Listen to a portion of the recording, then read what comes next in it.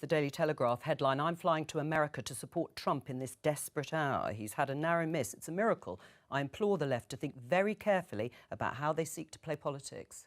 Well, look, I think it's very important at times like this to draw a very clear line between divisive politics, which is something that is created by, divisions within society. They're not things that we can just get rid of by saying use more civil language. We live in a very divided era. And then actual threats of and organisation of violence, which veers towards basically fascism. When you say we cannot achieve our political ends through democracy, we have to use violent extra-parliamentary means to achieve those ends, that leads you down a very dangerous road.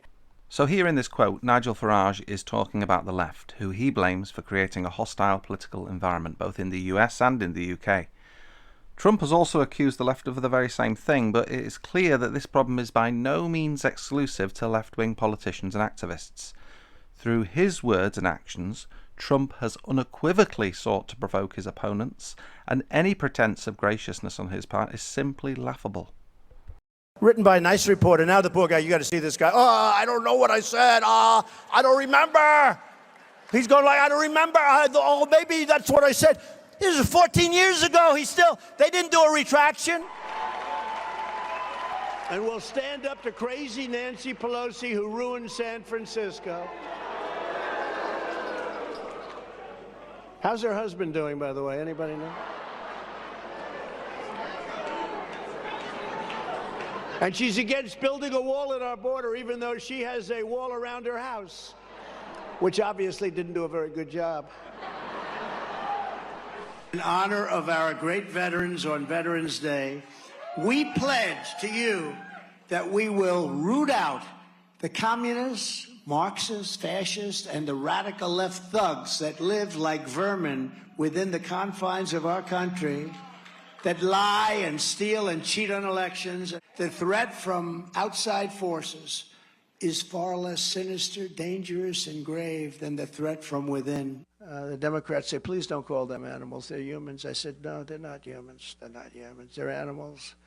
But are you willing tonight to condemn white supremacists and militia groups and to say that they need to stand down and not add to the violence in a number of these cities, as we saw in Kenosha and as we've seen in Portland? Sure, are you I'm prepared to do specifically that, do it? Well, go ahead, sir. I would say almost everything I see is from the left wing, not from the right wing. So what are you saying? I'm willing to do anything. I want to see peace. Then do it, sir. Say it. Do it. Say it. Do you want to call him? What do you want to call him? Give me a name. Give me a white name. Supremacists and who would you like me to condemn? White supremacists and right Proud militia. Boys, stand back and stand by. But I'll tell you what. Somebody's got to do something about Antifa and the left, because this is not a right-wing problem. This is a left-wing. This is a left-wing problem. This is not to suggest that Trump is directly to blame for the actions of his would-be assassin. He, and he alone, is accountable for those heinous deeds. Politicians on all sides should be mindful of the language they use, but, as Grace Blakeley said earlier this week on the BBC, we have to draw a distinction between the fiery political discourse that we see today and the incitement of violence, which are two very different things.